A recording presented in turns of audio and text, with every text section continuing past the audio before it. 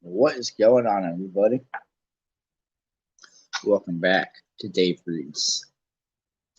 Harry Potter and the Sorcerer's Stone. Today we'll be reading Chapter 6, which is another lengthy chapter I was checking last night. This one is called The Journey from Platform 9 and 3/4. So without further ado, let's do a real quick recap. Last time, in Chapter 4, Chapter 5, Diagon Alley, Harry went and got all the school supplies. He went to Gringotts, got his gold out. Hagrid got something out of the Vault 713. Harry learns about the money earlier, and he gets his wand from Ollivander. And yeah, pretty much he meets Squirrel, all that good stuff. Pretty much it stays pretty faithful to the movie. Pretty faithful. And yeah, so without further ado, Chapter 6. Harry's last month with the Dursleys wasn't fun. True, Dudley was now so scared of Harry he wouldn't stay in the same room, while Aunt Petunia and Uncle Vernon didn't shut Harry in the cupboard, force him to do anything, or shout at him. In fact, they didn't speak to him at all. Half terrified, half furious, they acted as though any chair with Harry in it were empty. Although this was an important improvement in many ways, it did become a bit depressing after a while. Harry kept to his room, with his new owl for company. He had decided to call her Hedwig, a name he had found in a history of magic. His school books were very interesting. He lay on his bed reading late into the night, Hedwig swooping in and out of the window as she pleased. Well, I clapped. It was lucky the opportunity didn't come in to vacuum, because Hedwig kept bringing back dead mice.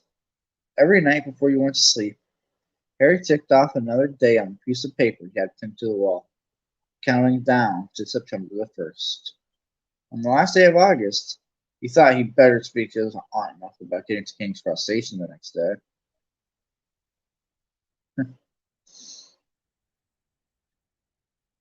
So he went down to the living room where they were watching a quiz show on television.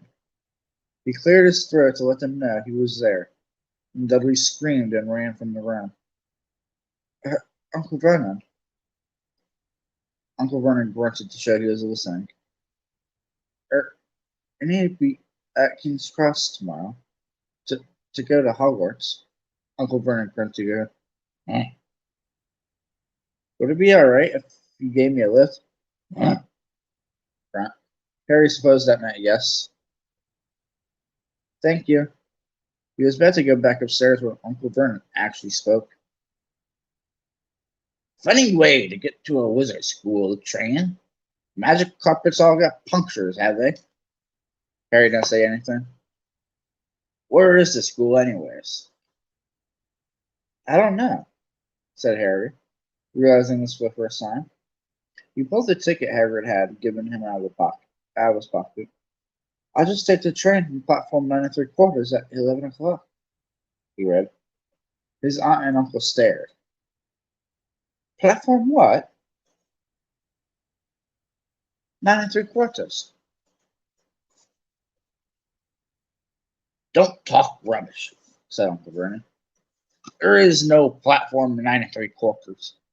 It's on my ticket. Barking, said Uncle Vernon. Howling mats, a lot of them. You'll see. You just wait. All right, we'll take you to King's Cross. We're going up to London tomorrow anyway, or I wouldn't bother. Why are you going to London? Harry asked, trying to keep things friendly. Taking Dudley to the hospital, wrote Uncle Vernon. Got to have that ruddy tail removed before he goes to Smeltings.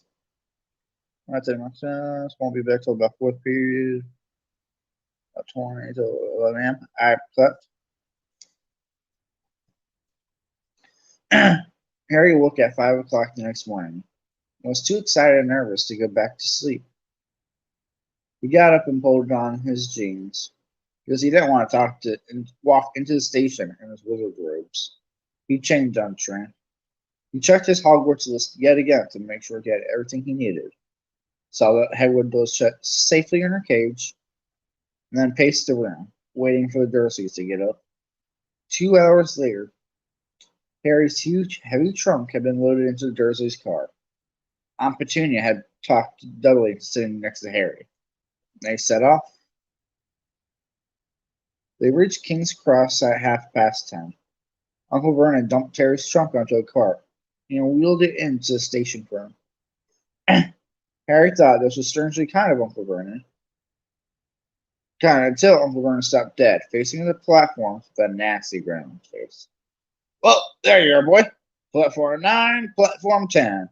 Their platform should be somewhere in the middle, but they don't seem to have built it yet, do they? What arrogant dick. Just saying. He was quite right, of course. There was a big plastic number 9 over platform 9, and a big plastic number 10 over the one next to it. And in the middle, nothing at all. Have a good time, said Uncle Vernon with an even nastier smile.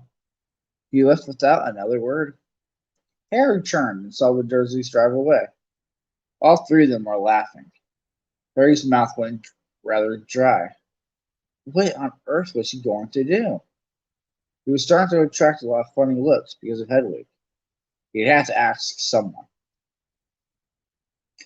He stopped a passing guard, but didn't dare mention platform 9 3/4. The guard had never heard of Hogwarts, and when Harry couldn't even tell him what part of the country it was, he started to get annoyed as though Harry was being stupid on purpose. Getting desperate, Harry asked for the train that left at 11 o'clock. The guard said there wasn't one. In the end, the guard strode away, muttering about time wasters. Harry was now trying hard now not to panic. According to the large clock over the arrivals board, he had 10 minutes left to get on the train to Hogwarts, and he had no idea how to do it. He was thrown in the middle of the station with a trunk he could hardly lift, a pocket full of wizard money, and a large owl. Hagrid must have forgotten to tell him something he had to do, like tapping the third brick on the left wall, on the left to get into Diagon Alley. He wondered if he should get out his wand and start tapping the ticket inspector stand between platforms 9 and 10. At that moment, a group of people passed just behind him, and he caught a few words of what they were saying. Back with muggles, of course. Harry swung around. The speaker was a plump woman who was talking to 4 boys, all with flaming red hair. Each of them was pushing a trunk like Harry's in front of them. They had an owl. Heart hammering, Harry pushed his cart after them. They stopped, and so did he, just near enough to hear what they were saying. Now, what's the platform's number? Said the boy's number. 9 3/4, piped the small girl, also red-headed, who was holding her hand. Mom, can't I go? You are not old enough, Ginny. Now be quiet. All right, Percy, you go first. What looked like the oldest boy marched toward platforms 9 and 10. Harry watched, careful not to blink in case he missed it. But just as the boy reached the dividing barrier between the 2 platforms, a large crowd of tourists came swarming in front of them. And by the time the last backpack had cleared away, the boy had vanished. Fred, you next, the plump woman said. I'm not Fred, I'm George, said the boy. Answered the woman. You call yourself our mother. Can't you tell I'm George? Sorry, George, dear. I'm not joking. I am Fred. And the boy, said the boy, and off he went. His twin called after him to hurry up, and he must have done so, because a second later, he had gone. But how had he done it? Now the third brother was walking briskly toward the barrier. He was almost there. Then, quite suddenly, he wasn't anywhere. There was nothing else for it. Excuse me.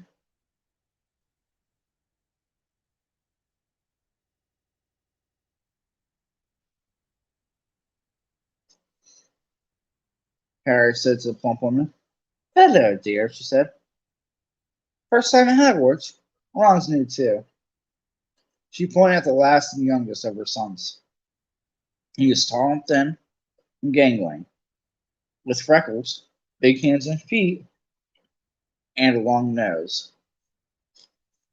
Yes, the thing is, I don't know how to get onto the platform, she said kindly, and Harry nodded. Not to worry, she said. All you have to do is walk straight at the barrier between platforms 9 and 10. Don't stop and don't be scared. You'll crash into it. That's very important. Best to do it at a bit of a run if you're nervous. Go on now, before on.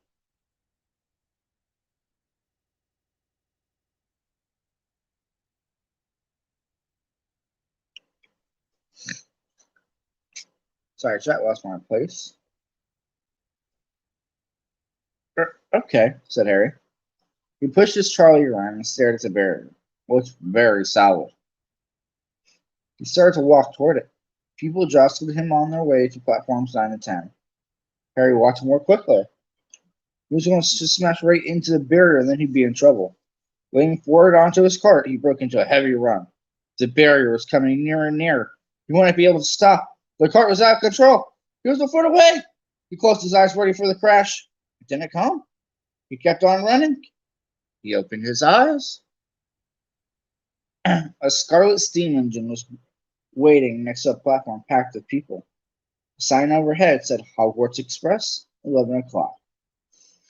Harry looked behind him and saw a iron archway where the barrier had been. The words platform 9 and 3/4 on it. He had done it.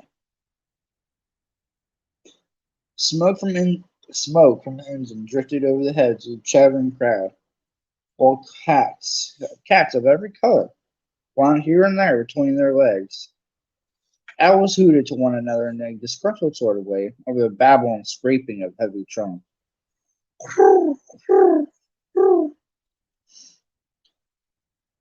The first few carriages were already packed with students, some hanging out the window to talk with their family, some fighting over seats. Harry pushed his cart off down the platform in search of an empty seat. He passed a round-faced boy who was saying, Ron, I've lost my toad again. Oh, never, he heard the old woman say. A boy with dreadlocks was surrounded by a small crowd. Give us a look. Will you go on?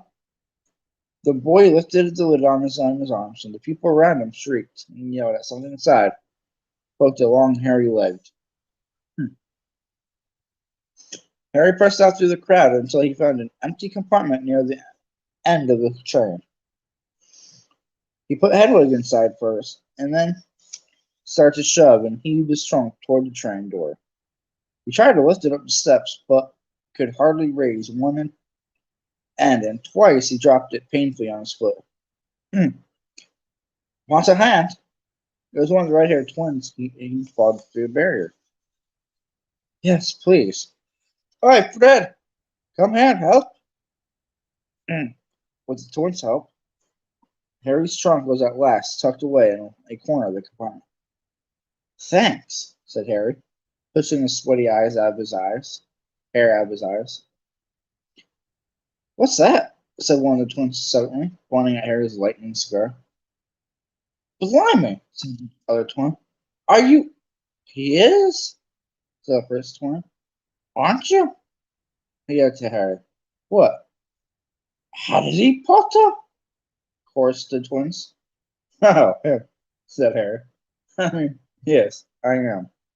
The two boys gawked at him, and Harry suddenly felt himself turning red. Then, to his relief, a voice came floating in through the train's opening doors. Fred, George, are you there? Coming, Mom. With a last look at Harry, twins hopped off the train. Harry sat down to the window where, half hidden, he could watch the red-haired family on the platform and hear what they were saying. Their mother had just taken out her handkerchief. Ron, you got something on your nose. The youngest boy tried to jerk out of the way, but she grabbed him and began rubbing the end of his nose. Mom, get off. He wriggled free. Aw, it doesn't go Ronnie got something on his nose, said the older twins. Shut up, said Ron. Where's Percy? Said their mother. He's coming now. The oldest boy came striding into sight. He had already changed into his billowing black Hogwarts robes. Harry noticed a shiny red and gold badge on his chest with the letter P on it. Can't stay long, mother, he said. I'm up front. The prefects have got 2 compartments to themselves. Oh, are you a prefect now, Percy? Said one of the twins, with an air of great surprise. You should have said something. We had no idea. Hang on. I think I remember him saying something about it, said the other twin. Once or twice. A minute. I'll settle. Oh, shut up, said Percy the prefect. How come Percy gets new robes anyway? Said one of the twins. Because he's a prefect. Right idea. Well, have a good time. Send me an apple when you get there. She kissed Percy on the cheek when he left. Then she turned to the twins. Now, you two. This guy. You behave yourselves. If I get one more owl telling me you've blown up a toilet or blown up a toilet, we've never blown up a toilet. Great idea, though. Thanks, Mom. It's not funny. And look after Ron. Don't worry. Ickle Ronikins can is safe with us. Shut up, said Ron again. He was almost as tall as the twins already, and his nose was still pink where his mother had rubbed it. Hey, Mom, guess what? Guess what we just met on the train? Harry leaned back quickly so they couldn't see him looking. You know that black-haired boy who was near us in the station? Know who it is? Who? Harry Potter. Harry heard the little girl's voice. Oh, Mom, can I go on the train and see him? Mom, oh, please. You've already seen him, Jenny. And that poor boy isn't something you goggle at in a zoo. See, really, Fred, how do you know? I asked him. Saw a scar? It's really there, like lightning. Poor dear, no wonder he was here alone. No wonder he was alone. I wondered. He was ever so polite when he asked how to get onto the platform. Never mind that. Do you think he remembers what you know who looks like? Their mother suddenly became very stern. All right, keep your hair on. Oh shit! I missed this whole paragraph. I forbid you to ask him, Fred. No, don't you dare. As though he needs needs some reminding of that on his first day at school. All right, keep your hair on. A whistle sounded. Hurry up, their mother said, and 3 boys clambered onto the tram. They leaned out of the window for her to kiss them goodbye, and their youngest sister began to cry. Don't, Jenny, we'll send you loads of owls. We'll send you a Hogwarts toilet seat. George! Only joking, Mom.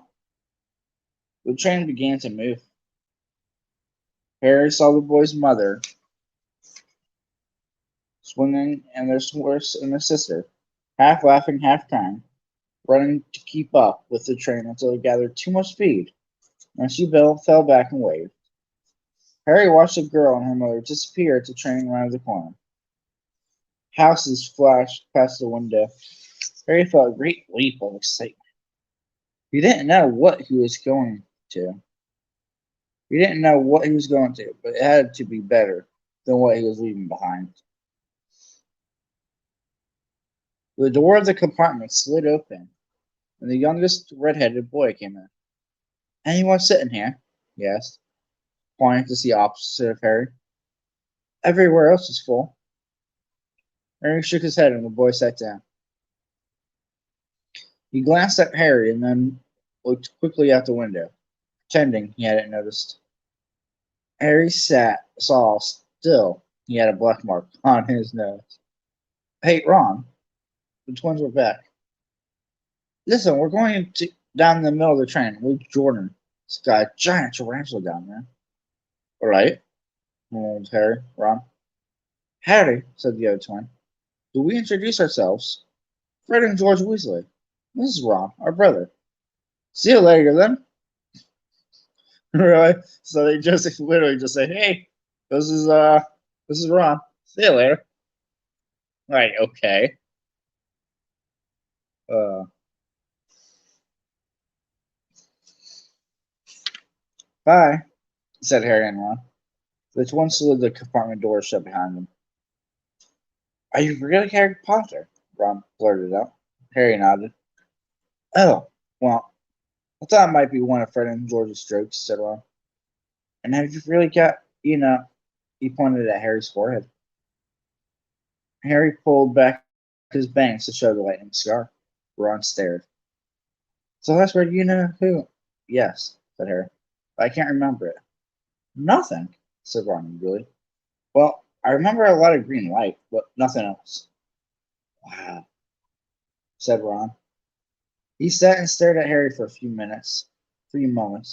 Then, as though he had suddenly realized what he was doing, he quickly looked out the window again. All your family wizards? Harry asked. He found Ron just as interesting as Ron found him. Yes, Ron said. I think so. I think Mom's got a second cousin who's an accountant, but we never talk about him. So you must know loads of magic already. The Weasleys were clearly one of those old wizarding families the pale boy in Diagon Alley had talked about. I heard you wanted to live with Muggles, said Ron. What are they like? Horrible. Well, not all of them. My aunt and uncle and cousin are, though. Wish I'd had 3 wizard brothers. 5, said Ron. For some reason, he was looking gloomy. I'm the 6th in our family to go to Hogwarts. You could say I've got a lot to live up to. Bill and Charlie have already left. Bill was head boy and Charlie was captain of Quidditch. Now Percy's a prefect. Fred and George mess around a lot, but they still get really good marks, and everyone thinks they're really funny. Everyone expects me to do as well as others. If I do, it's no big deal because hang on, turning the page.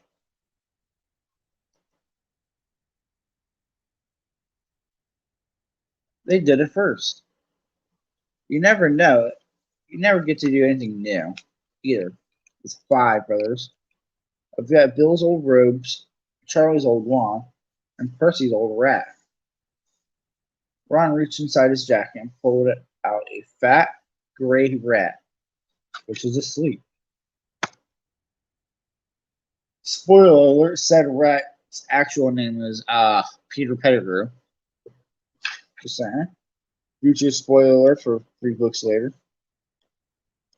2 books later, 3 books later, same difference. You know what I mean.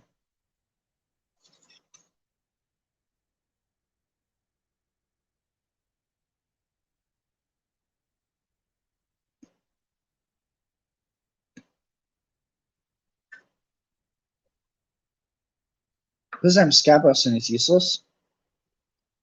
He hardly ever wakes up. Percy got an owl from my dad for being made a prefect. But they couldn't. I got Scabbers instead. Ron's ears went pink. He seemed to think he had said too much because because he went back to staring out the window. Harry didn't think there was anything wrong with not being able to afford an owl. After all, he'd never been able had any money in his life until a month ago. He told Ron so, all about having to wear Dudley's old clothes, never getting proper birthday presents. It seemed to cheer Ron up. And until Hagrid told me, I didn't even know anything about being a wizard or about my parents or Voldemort. Ron gasped. What? Harry said Harry. You said you know whose name, said Ron, sounding both shocked and impressed. I thought you, of all people. I'm not trying to be brave or anything, saying the name, said Harry. I just never knew you shouldn't. See what I mean?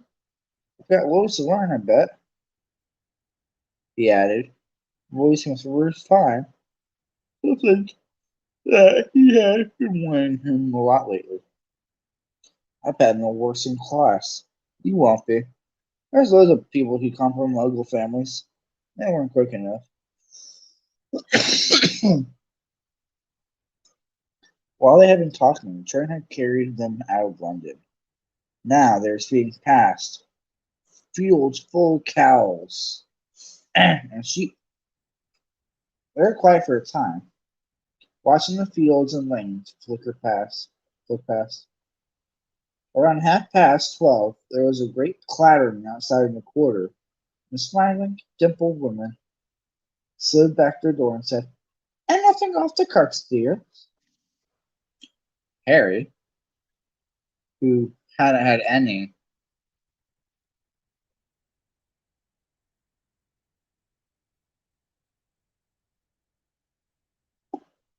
Harry, who hadn't had any breakfast, leapt to his feet. But Ron's ears went, yeah.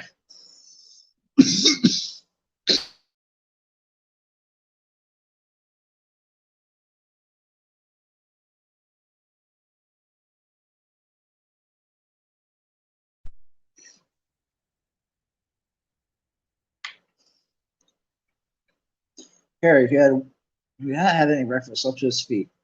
But Ron's, he muttered he thought he had sandwiches, or that he brought sandwiches. Harry went out into the corridor.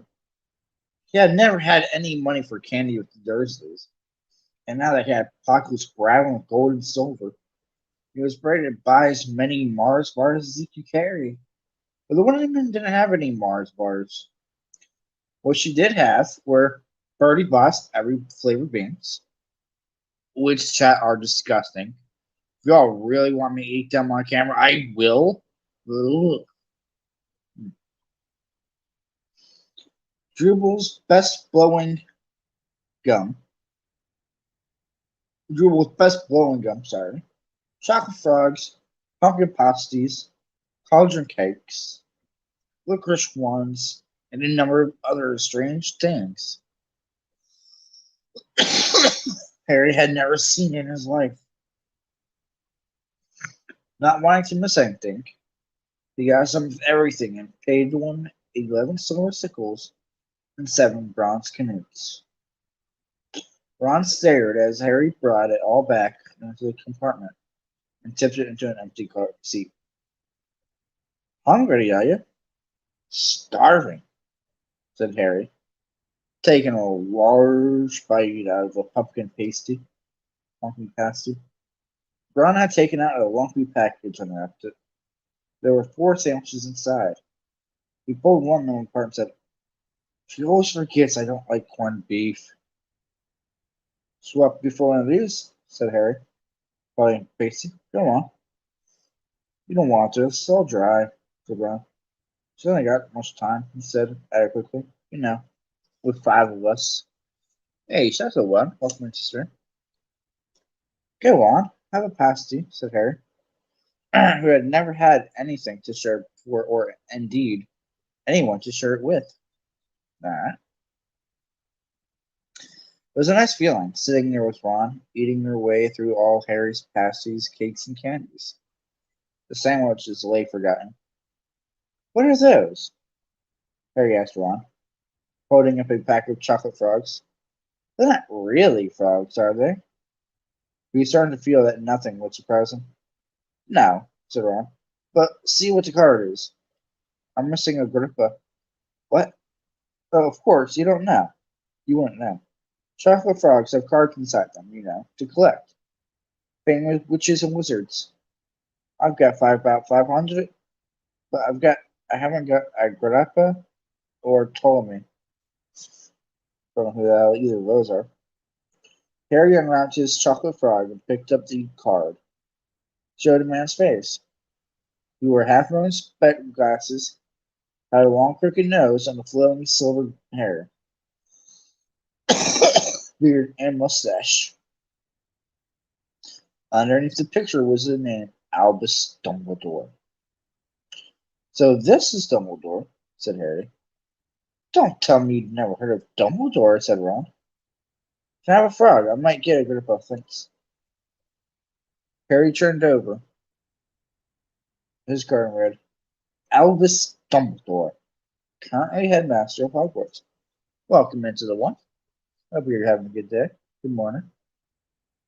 Considered by many the greatest wizard of modern times, Dumbledore is particularly famous for his defeat of the Dark Wizard Grindelwald in 1945, for the discovery of 12 uses of dragon's blood, and his work on alchemy with his partner Nicholas Flamel. Professor Dumbledore enjoys chamber music and 10-pin bowling. I mean, who doesn't enjoy bowling?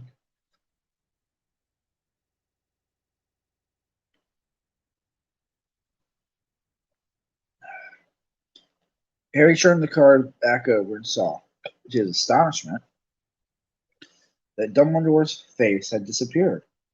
He's gone. Well, you can't expect him to hang around all day, said Ron. He'll be back. No, I've got Morgana again, and I've got about 6 of her. Do you want it? You can start collecting. Ron's eyes strayed to the pile of chocolate frogs waiting to be unwrapped. Help yourself, said Harry. But in, the muggle world, people just stay put in photos. Do they? What? They don't move at all, Ron sounded amazed. Weird. Harry stared as Dumbledore settled back into the picture on his card and gave him a small smile. Ron was more interested in eating the frogs than looking at the famous witches and wizards card. But Harry couldn't keep his eyes off them. Soon, not only Dumbledore and Morgana, but Hengeist of Woodcraft, Alberic Grumman, Cersei, Parcelus, and Merlin. Finally tore his eyes away from the Druidess Cleidina? I don't know how to pronounce her name. Who was scratching her nose to open a bag of Birdie Bust every flavored beans. You want to be careful with those, Ron warned Harry. When they say every flavor, they mean every flavor. You get all ordinary ones like chocolate and peppermint and marmalade. But then you can get spinach and liver and tripe. George reckons he got a booger flavored one once. Ron picked up a green bean, looked at it carefully, and bit into a corner. Ugh! See? Sprouts? They had a good time eating the ever-flavored beans. Harry got toast, coconut, baked bean, strawberry, ew, curry, ugh, grass, coffee, sardine, ugh, and was even brave enough to nibble at the end of a funny gray one Ron wouldn't touch, which turned out to be pepper. The countryside, now flowing past the window, was becoming wilder. The neat fields had gone. Now there were woods, twisting rivers, and dark green hills. There was a knock on the door of their compartment, and the round-faced boy Harry had passed on the platform around 3/4 came in. He looked tearful. Sorry, said, but have you seen a toad at all? When they shook their heads, he wailed, I've lost him. He keeps getting away from me. He'll turn up, said Harry. Yes, said the boy miserably. Well, if you see him, he left. Don't know why you look so bothered, said Ron. If I'd brought a toad, I'd lose it as quick as I could. Mind you, I brought Scabbers, so I can't talk. The rat was still snoozing on Ron's lap. You might have died and you wouldn't know the difference, said Ron in disgust. I tried to turn him yellow yesterday to make him more interesting, so it didn't work. Show you, look. He rummaged around in his trunk and pulled out a very battered-looking wand. It was chipped in places, and something white was glinting at the end. Unicorn's head was nearly poking out anyway. He had just raised his wand when the compartment door slid open again. The Totus boy's back, but this time he had a girl with him. She was already wearing her new Hogwarts robes. Has anyone seen a toad? Neville's a lost one, she said. She had a bossy sort of voice, lots of bushy brown hair, and rather large front teeth. We've already told him we haven't seen any, said Ron. But the girl wasn't listening. She was looking at the wand in his hand. Oh, are you doing magic? Let's see then. She sat down. Ron looked taken aback. All right. He cleared his throat. Sunshine, daisies, buttermilk, turn the stupid fat rat yellow. He waved his wand, but nothing happened. Scabbers stayed gray and fast asleep. Are you sure that's a real spell? Said the girl. Well, it's not very good, is it? I've tried a few simple spells myself for practice. It's all worked for me. Nobody in my family is magical at all. It was ever such a surprise when I got my letter. But I was ever so pleased, of course. I mean, it's the very best school of witchcraft that there is, I've heard. I've learned all about all our course books by heart, of course. I just hope it will be enough. I'm Hermione Granger, by the way. Hermione Granger. By the way, who are you? She said all this very fast. And I just want to see how many more pages I've got.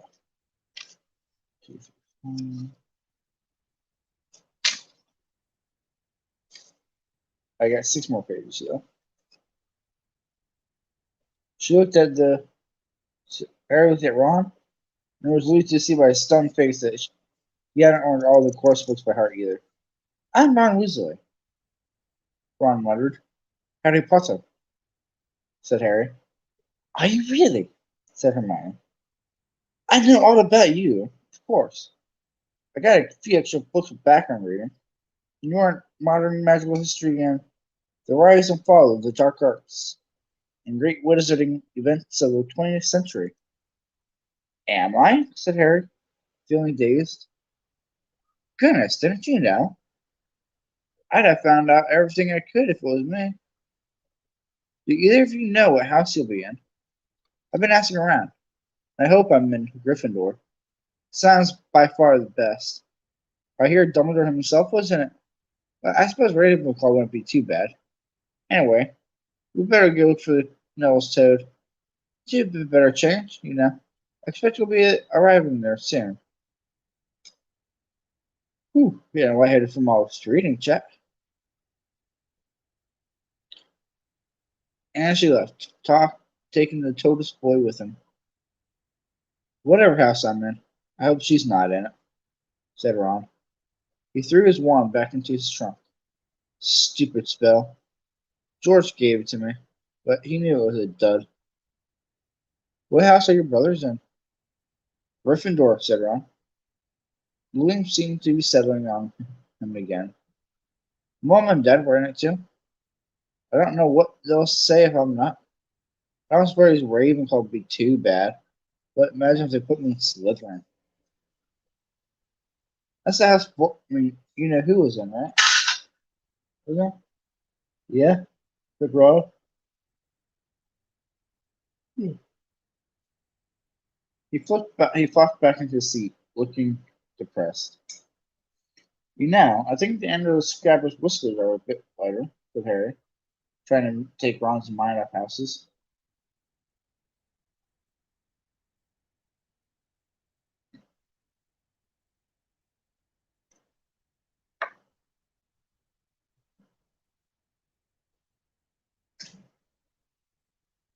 So what do your oldest brothers do now that they've left anyways?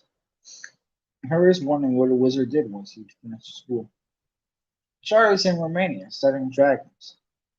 Bill's in Africa doing something for Gringotts, said Ron. Did you hear about Gringotts? It's been all over the Daily Prophet, but I don't suppose you did that with the Muggles. Someone tried to rob the highest security vault. Really? What happened to them? Nothing? So it's such big news. They haven't been caught. My dad said there must have been a powerful dark wizard to get wearing Gringotts, but they didn't take any. Oh, they don't think they took anything. That's what's odd. Of course, everyone gets scared when something like this happens because you know who's behind it. Hmm. Dave got a shave. Yes, ma'am. Haircut's next.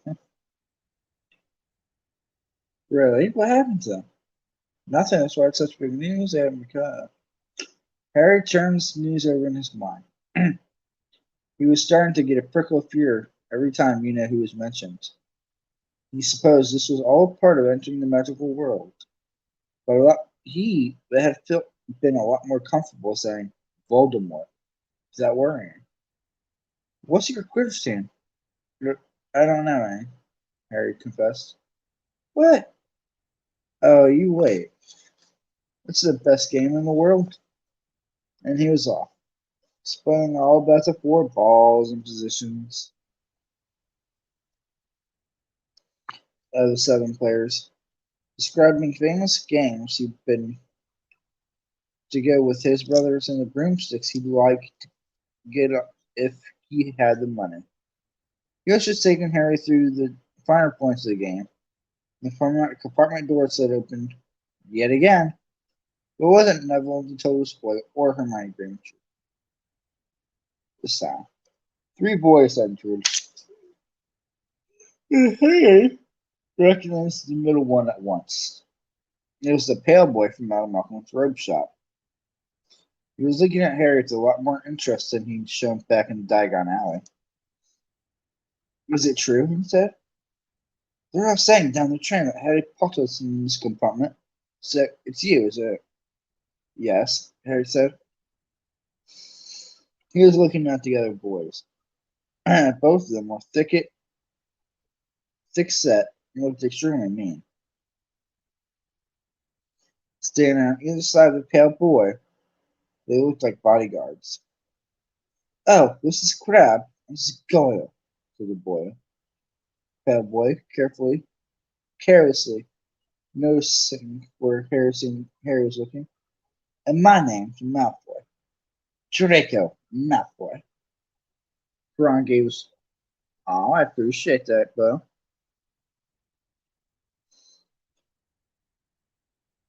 Ron gave a slight cough, which might have been hiding a snicker. Draco Malfoy looked at him. He turned back to Harry. You'll soon find out some wizard families are much better than others, Potter. You don't want to go making friends with the wrong sort. I can help you there.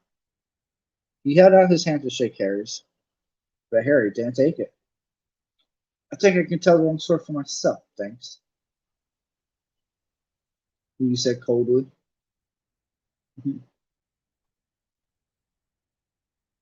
I'd be careful if you were Potter. Unless you're a bit politer, you'll go the same way as our parents. They didn't know what's good for them either. You hang around with riffraff like the Weasleys and that Hagrid, and it'll rub off on you. Ah, cheers, Mystery Schooler. How's it going?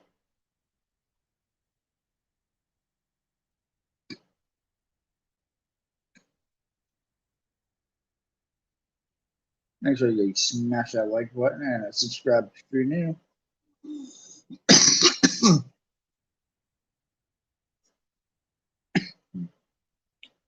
Both Harry and Ron stood up. Say that again, Ron said, his face Ron as red as his hair. Oh, you're going to fight us, are you? Malfoy sneered. Good, what's going on, man? Not much, just reading this morning. Unless you get out now, said Harry, more bravely than he felt. The Crab and Goyle were a lot bigger than him or Ron. But we don't feel like leaving, do we, boys? We've eaten all our food, and we still seem to have some. Goyle reached toward the chocolate frogs next to Ron. Ron looked forward, but before he so much as touched Goyle, Goyle let out a horrible yell. Scabbers the rat was hanging off his finger. Sharp little teeth sunk deep into Goyle's knuckle. Knuckle, where's the knuckle? Crab and Malfoy backed away as Goyle swung Scabbers round and round, howling. And when Scabbers finally flew off and hit the window, all three of them suddenly disappeared at once. Perhaps they thought there were more rats lurking among the sweets, or perhaps they'd heard footsteps, because a second later, Hermione Granger had come in. What has been going on? She said, looking at all the sweets all over the floor and Ron picking up Scabbers by his tail. I think he's been knocked out, Ron said to Harry. He looked back close at Scabbers. No, I don't believe it. He's gone back to sleep. And so he had.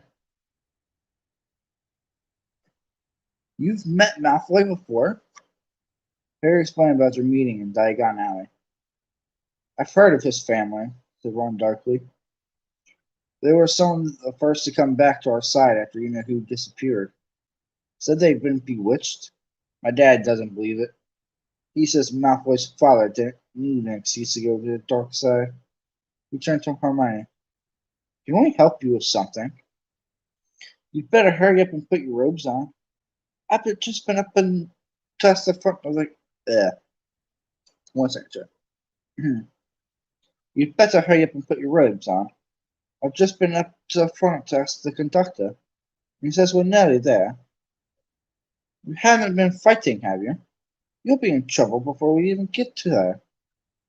Scabbers has been fighting, not us, said Ron, scowling at her. Would you mind leaving us while we change? All right. I only came in here because people outside are behaving very childishly, racing up and down the corridors, said Hermione in a sniffy voice. You've got dirt on your nose, by the way. Did you know? Ron glared at her as she left. Harry peered out of the window. It was getting dark. He could see mountains and forests under a deep purple sky. The train did seem to be slowing down. He and Ron took off their jackets and pulled on their long black robes. Ron's were a bit short for him. You could see his sneakers were underneath them. A voice echoed through the train. We will be reaching Hogwarts in 5 minutes' time. Please leave your luggage on the train. It will be taken to school separately. Harry's stomach lurched with nerves, and Ron, he saw, looked pale under his freckles. They crammed their pockets with the last bit of sweets, joining the crowd thronging the corridor. The train slowed right down and finally stopped. People pushed the way toward the door and out to a tiny, dark platform. Harry shivered in the cold night air. Then a lamp came bobbing over the heads of the students, and Harry heard a familiar voice. First years! First years over here! All right there, Daddy. Hagrid's big, hairy face beamed over the sea of heads. Come on, follow me. Any more first years? Mind your step now. First years, follow me. Slipping and stumbling, they followed Hagrid down what seemed to be a steep, narrow path. It was so dark on either side of them that Harry thought there must be thick trees there. Nobody spoke much. Neville, the boy who kept losing his toe, sniffled once or twice. You'll get your first sight of Hogwarts in a sit, Hagrid called over his shoulder. Just around this bend here. There was a loud ooh. The narrow path had opened suddenly onto the edge of a great black lake. Very perched atop a high mountain onto the other side, windows sparkling in the starry sky, was a vast castle with many towers. No more forward to a boat, Lord Hagrid pointed to a fleet of little boats sitting in the water by the shore. Harry and Ron were followed into the boat by Neville and Hermione. Everyone in? Shouted Hagrid, who had a boat to himself. Right then. Forward! And the fleet of little boats moved off all at once, gliding across the lake, which was smooth as glass. Everyone was silent, staring up at the great castle overhead. It had them, as they called, as they sailed nearer and nearer to the cliff on which they stood. Heads down! Yelled Hagrid as the first boats reached the cliff. They all bent their heads, and their little boats carried them through a curtain of ivy that had a wide opening in the cliff face. They were carried along a dark tunnel, which seemed to be taking them underneath the castle, so they reached a kind of underground harbor, where they clambered onto rocks and pebbles. "All right, you there! Is this your Toad?" said Hagrid, who was checking the boats as people climbed out. "Trevor!" cried Neville blissfully, holding out his hands. Then they clambered out of a passageway into the rock after Hagrid's lamp, coming out at last onto smooth, damp grass into the shadow of the castle. They walked up a flight of stone steps and crowded around the huge oak front door. "Everyone here? You here? Still got your toe?" Hagrid raised a gigantic fist, knocked 3 times on the castle door. And that was chapter 6. Damn, that took me a long while to read. Holy shit. I am lightheaded from all that reading. I need to eat. And, yeah. Go back in about a half hour, 45 minutes, and I will be streaming some Fortnite for you guys before I go to work. So thank you, Bo, for coming in. Thank you, Mystery Schooler, for coming in. And thank you, got Clapper coming in as well earlier. And I will see you guys later in my Fortnite stream. Daves-Raves out. Have a good one. Make sure y'all smash that like button first, too. Peace.